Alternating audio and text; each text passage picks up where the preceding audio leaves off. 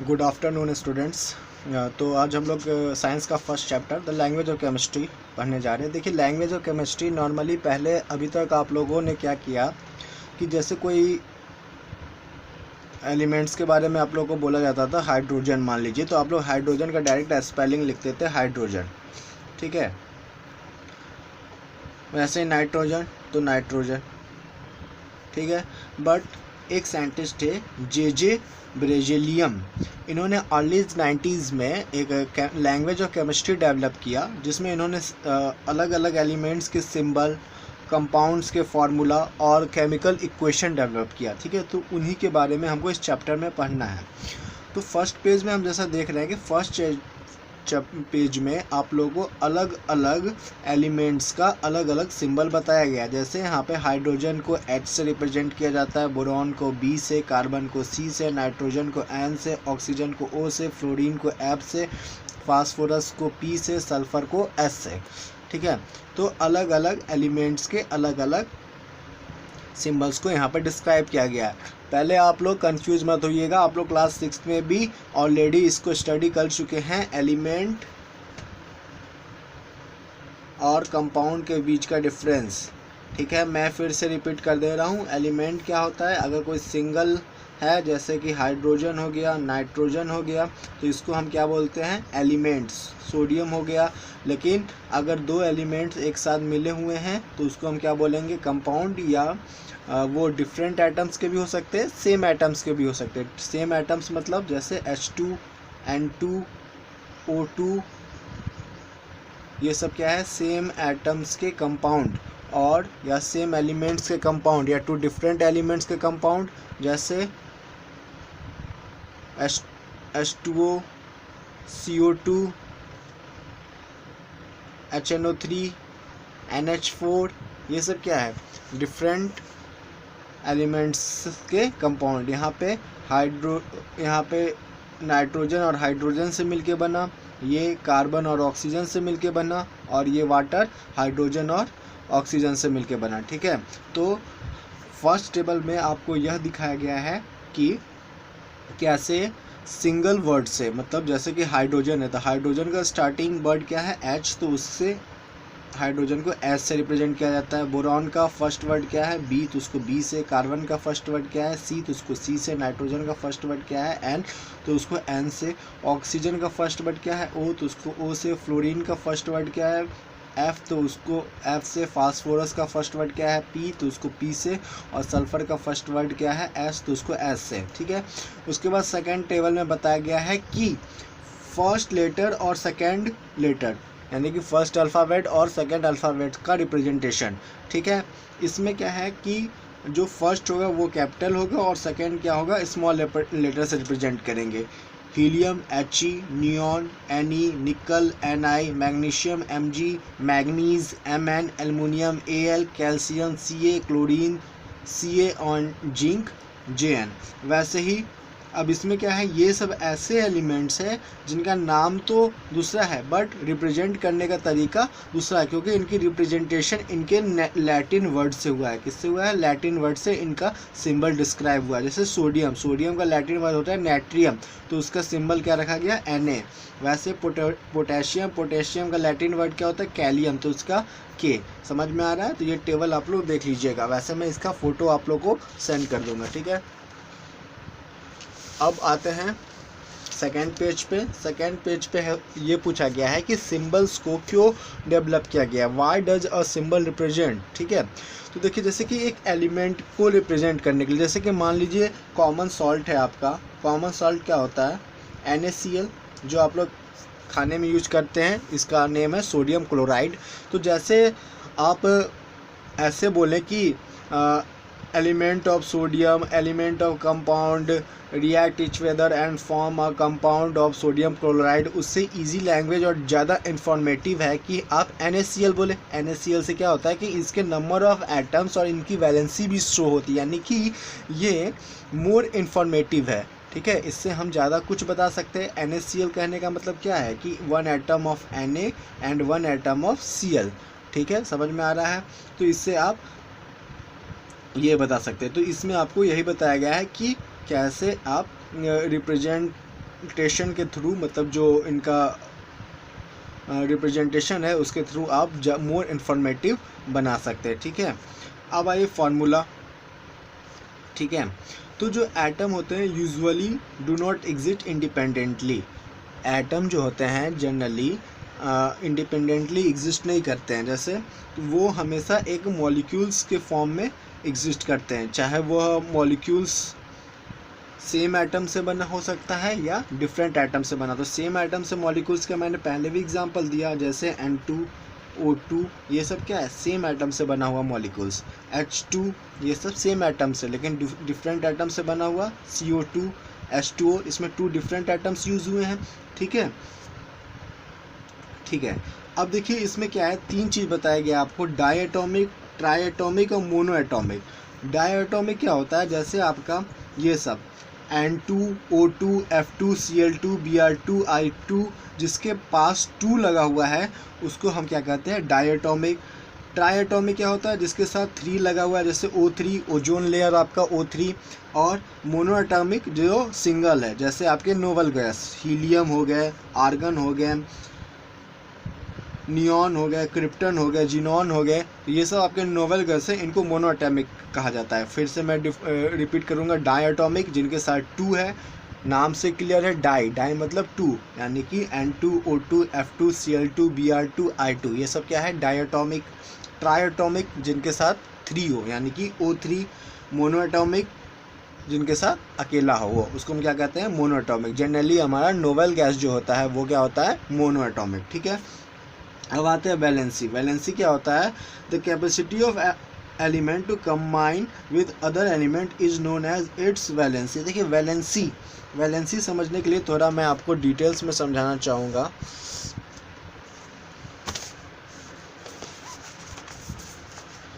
ध्यान से देखिएगा।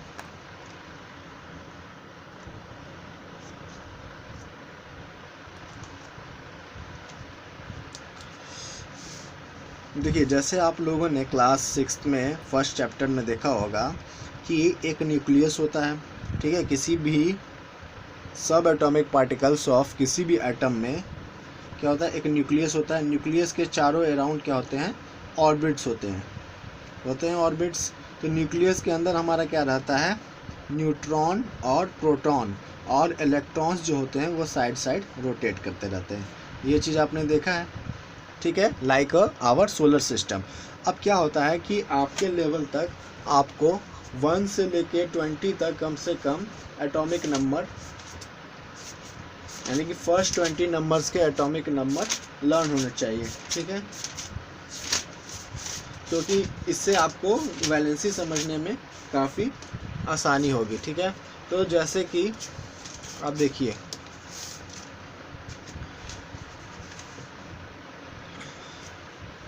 पहला, दूसरा, तीसरा, चौथा, पांचवा,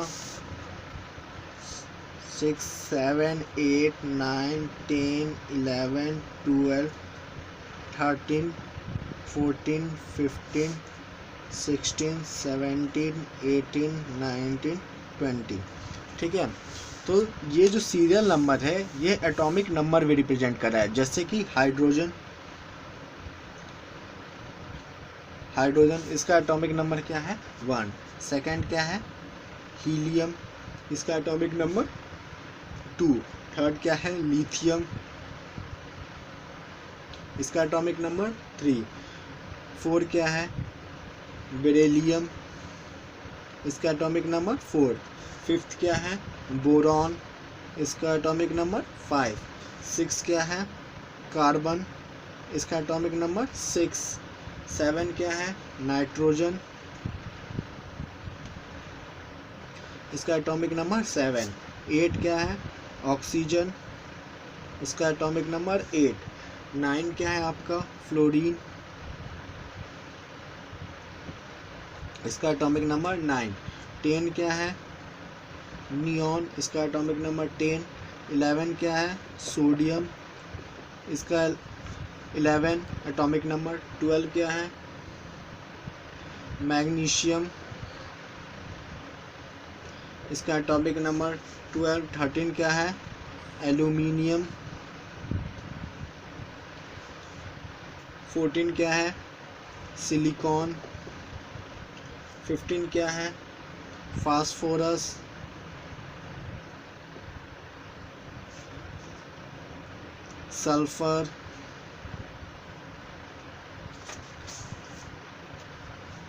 सल्फर।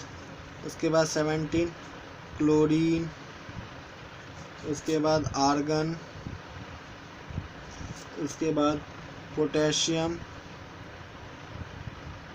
And then calcium. ठीक है, तो जैसे कि हाइड्रोजन है, जैसे ये ऑर्बिट होता है तो इस ऑर्बिट को अलग अलग नेम दिया जाएगा। फर्स्ट ऑर्बिट को नेम दिया जाता है के, सेकंड को एल एंड थर्ड को एम। उसके बाद देन फर्दर और ऑर्बिट रहेगा तो एन। तो ऐसे ही इनकी ऑर्बिट है के, एल, एम, ठीक है, एंड एन। ठीक है, तो अब हाइड्रोजन है, हाइड्रोजन यानी कि एक।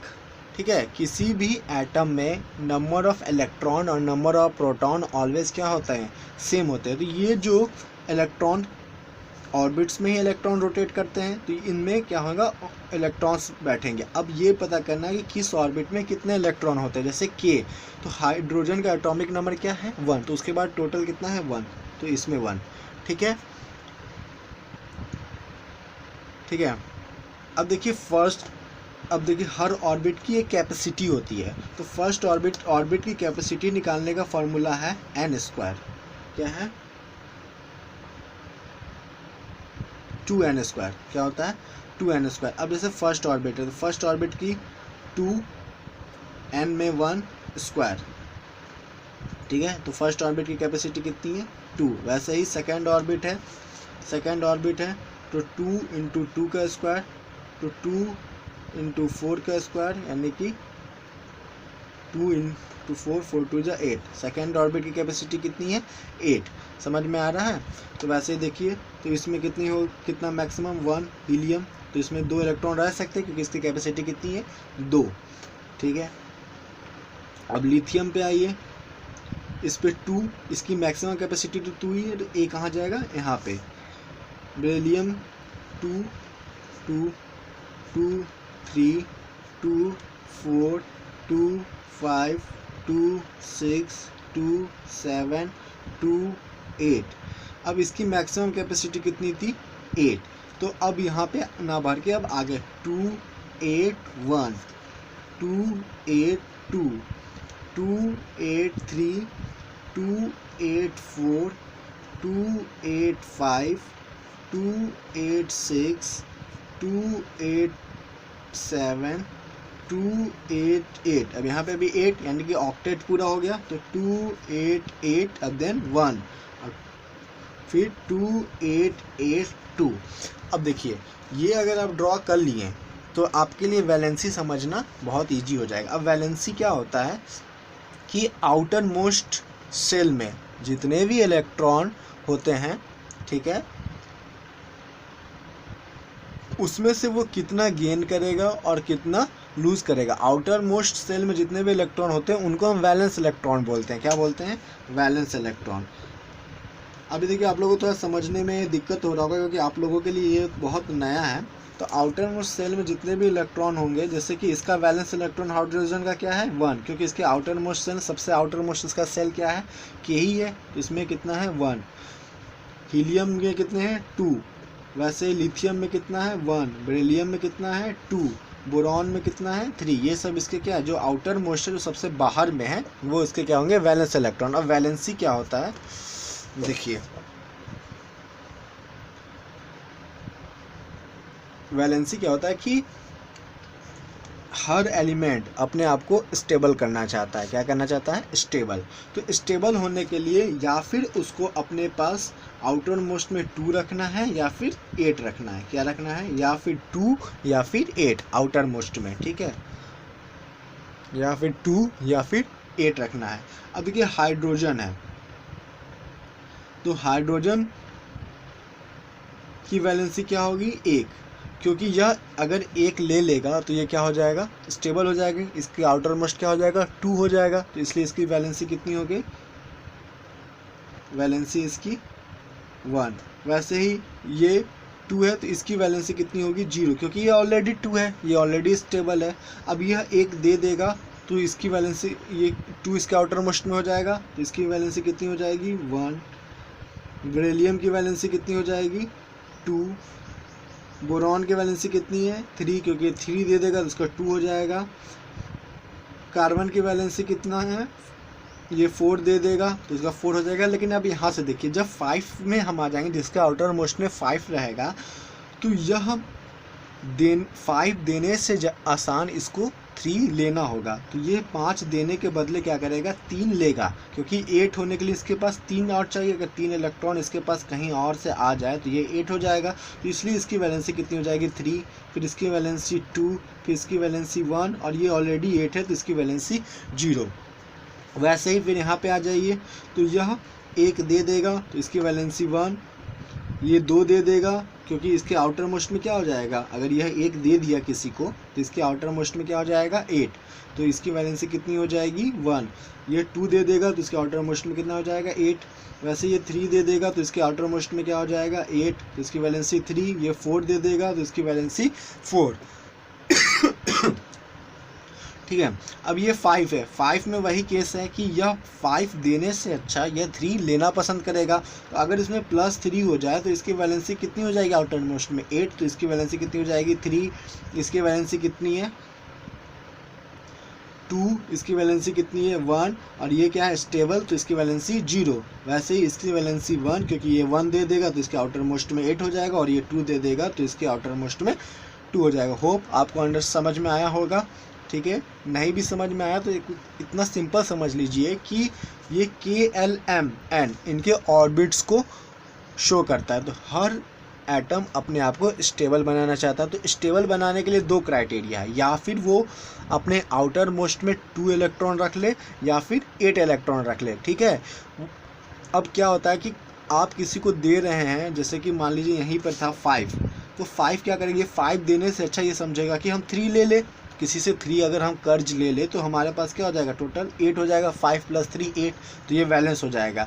ठीक है। तो वही जो द प्रोसेस ऑफ ट्रांसफ़र और gaining of electron is called valency. हम वैलेंसी को, द कंबाइनिंग कैपेसिटी तो वैलेंसी होता है, लेकिन हम द प्रोसेस ऑफ ट्रांसफर्ड और gaining of electron is also known as valency. Okay, तो वैलेंसी आपको समझ में आ गया होगा।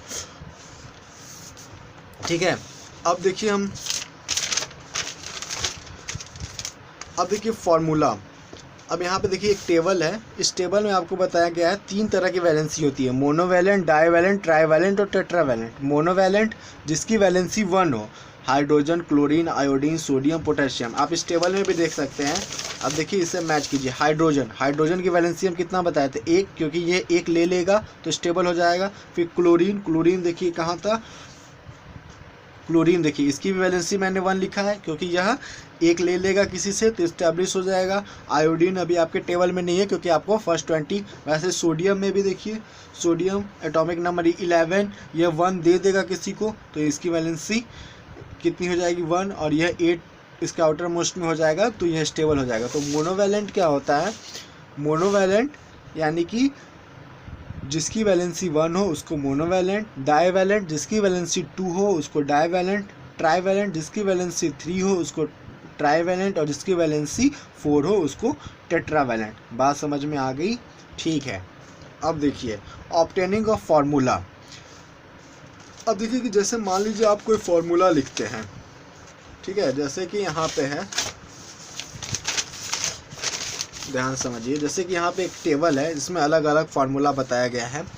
जैसे कि आप यहाँ पे H2O लिख रहे हैं, तो ये H2O क्या शो कर रहा है, दिख रहा है ना, ये H2O यह शो कर रहा है कि यहाँ पे ये जो ऑक्सीजन है, यहाँ पे ये मतलब कि जो इसके, जैसे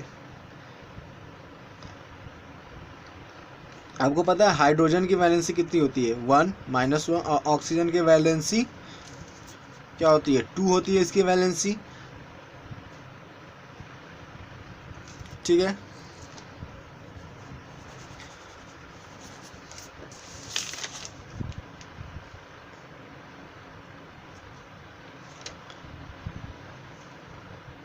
ठीक है, सही। हाइड्रोजन की वैलेंसी 1 होती,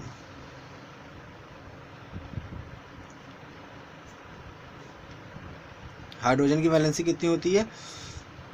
अब यहाँ देखिए ये H2 है, तो H2 यह शो कर रहा है कि यहाँ पे ये ऑक्सीजन की ये वैलेंसी कितनी है 2, और जो इसके बगल में होगा वो शो कर रहा है कि हाइड्रोजन की वैलेंसी क्या है 1, जैसे कि NaCl। तो यहाँ पे Cl ये शो कर रहा है कि यहाँ पे Cl की वैलेंसी 1 है, और इसके बगल में जो होगा वो शो करेगा सोडियम की वैलेंसी। अब जैसे कि MgCl2, तो ये जो 2 है ये क्या कर रहा है, Mg की वैलेंसी शो कर रहा है, और ये Cl क्या शो कर रहा है, यहाँ पे अगर 1 है तो ये Mg की वैलेंसी शो कर रहा है।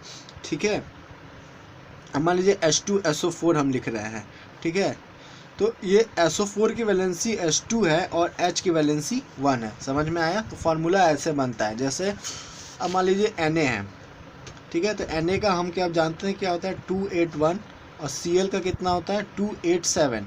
तो इसके पास 7 है, यानी कि यह एक किसी से लेगा, और इसके पास 1 है तो यह एक किसी को देगा, तभी ना इसके आउटर मोस्ट में 8 और इसके भी आउटर मोस्ट में 1 हो जाएगा। तो ये अपना एक इलेक्ट्रॉन इसको ट्रांसफ़र करता है, और यह बन जाता है Na पॉजिटिव। क्यों? क्योंकि यह इसको दिया है, और यह बन जाता है Cl निगेटिव क्योंकि ये लिया है, और ये दोनों आपस में कंबाइन होके NaCl बनाते हैं। और यह शो करता है कि Cl एक लिया है तो इसलिए Cl की एक वैलेंसी है, और Na एक दिया है इसलिए Na की एक वैलेंसी है। वैलेंसी होप आप लोगों को समझ में आ गया होगा।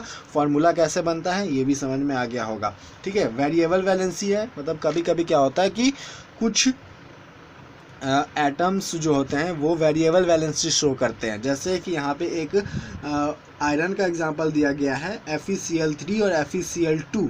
तो Fe कभी कभी 3 वैलेंसी भी दिखाता है, कभी कभी 2 वैलेंसी भी दिखाता है। ठीक है, तो इसको आप लोग देख लीजिएगा। अच्छा, अब होता है कंपाउंड रेडिकल। कंपाउंड रेडिकल क्या होता है, जैसे आपका OH हो गया, या फिर NO3 हो गया जिसको हम नाइट्रेट बोलते हैं, हाइड्रोक्साइड, कार्बोनेट का NO3,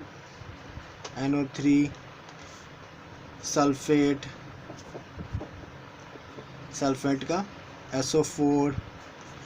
ठीक है, वैसे ही फॉस्फेट। ठीक है, फॉस्फेट का PO4। तो ये सब का क्या होता है कि इसको कहते हैं मोनोवैलेंट। क्यों कहते हैं? क्योंकि इसकी वैलेंसी एक होती है, जैसे मैंने आपको पहला ही बताया। ये सब होता है डाईवैलेंट क्योंकि इनकी वैलेंसी 2 होती है, और इसको कहते हैं ट्राईवैलेंट क्योंकि इसकी वैलेंसी 3 होती है। ठीक है, बात समझ में आ रहा है। तो ये सब क्या होता है, ये सब अकेले एग्जिस्ट नहीं करता है। जैसे कि आप लोगों ने सुना होगा सोडियम हाइड्रोक्साइड NaOH। ये OH कहाँ से आए, ये ऑक्सीजन और हाइड्रोजन तो है, लेकिन ये क्या है, कंपाउंड रेडिकल्स है, इनसे मिलके कंपाउंड्स फॉर्म होता है। जैसे कैल्शियम कार्बोनेट CaCO3, ये कार्बोनेट यहाँ पे, तो कार्बोनेट की वैलेंसी भी 2 होती है और कैल्शियम की वैलेंसी भी 2 होती है। तो यहाँ पे भी 2, यहाँ पे और ये 2 कट जाता है, इसलिए ये सिर्फ CaCO3 लिखा जाता है। वैसे सल्फेट, ठीक है, एल्युमिनियम सल्फेट आप लोगों ने देखा है AlSO4, ये होता है Al2SO4 3, यानी कि सल्फेट की वैलेंसी 2 और एल्युमिनियम की वैलेंसी 3। ठीक है, तो ये ऐसे ये होता है कंपाउंड रेडिकल्स जिनसे मिलके कंपाउंड फॉर्म होते हैं। ठीक है, ये अकेले एग्जिस्ट नहीं करते हैं, इनके साथ कंपाउंड फॉर्म। अब केमिकल इक्वेशन। ठीक है, केमिकल इक्वेशन के बारे में अब हम लोग पढ़ेंगे। केमिकल इक्वेशन क्या होता है, जैसे कि पहले नॉर्मली अगर आपको लिखना कि सोडियम, पहले आपको नॉर्मली लिखना कि कार्बन रिएक्ट विथ ऑक्सीजन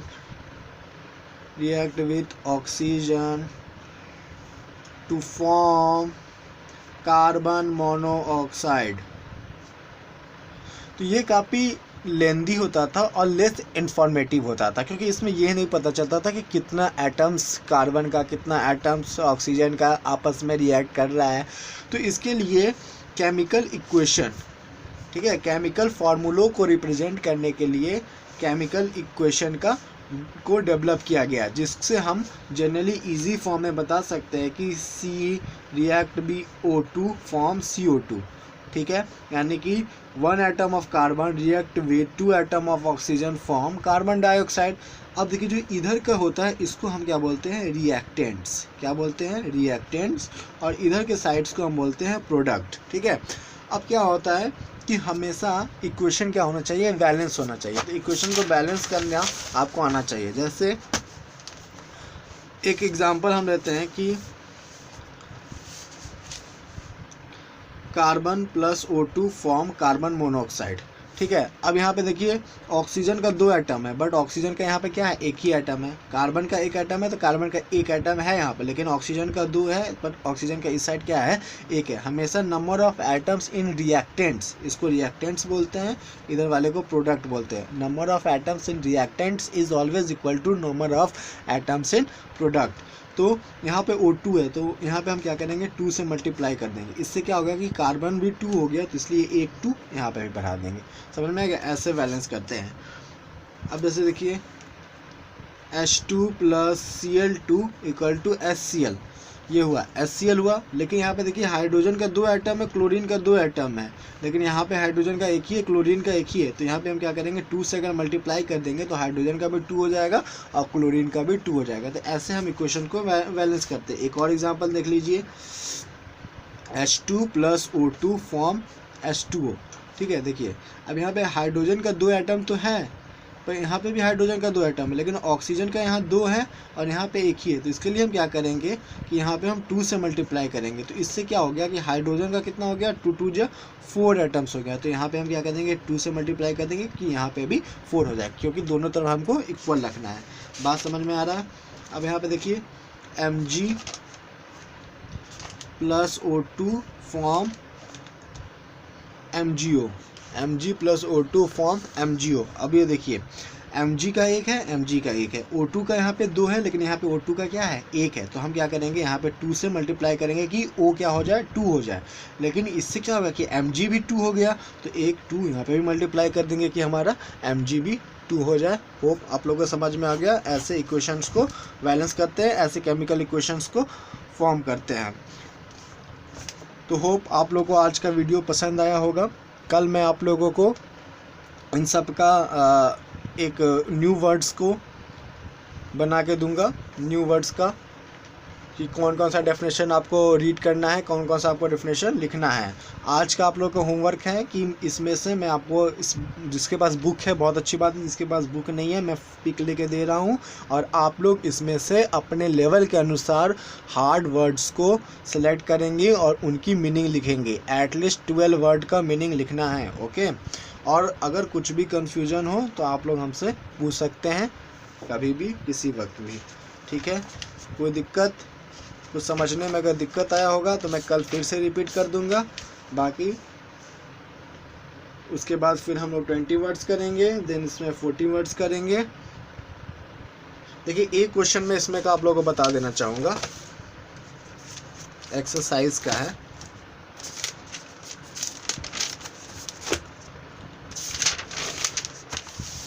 सबको दिख रहा होगा,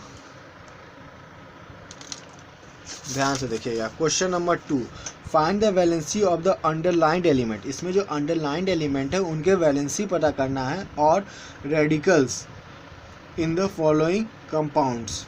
ठीक है, अब देखिए जैसे कि पहला है,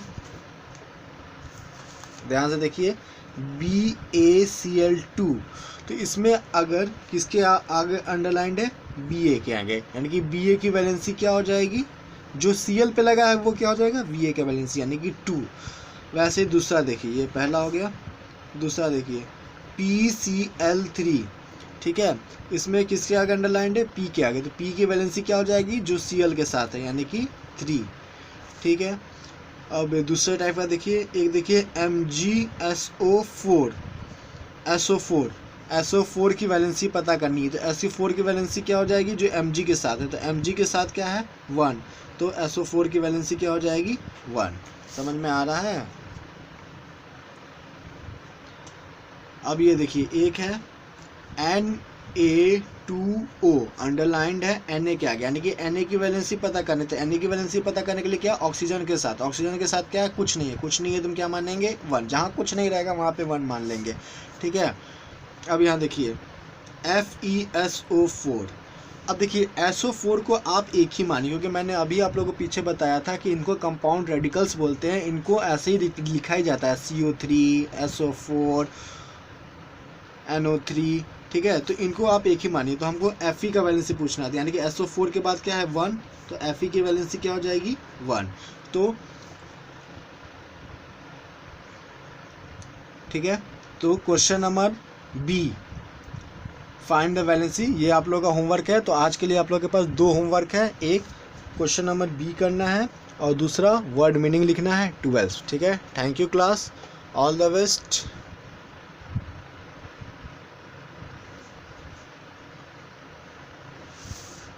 इसको देख लीजिए एक बार, थोड़ा वीडियो में रह गया है। जैसे वैलेंसी है, मैं फिर से समझा देता हूँ। जैसे FeSO4 था, तो SO4 को आप एक ही मानिए, ठीक है, क्योंकि मैंने पहले ही बताया कि इनको ऐसे रिप्रेजेंट ही किया जाता है SO4 CO3 NO3।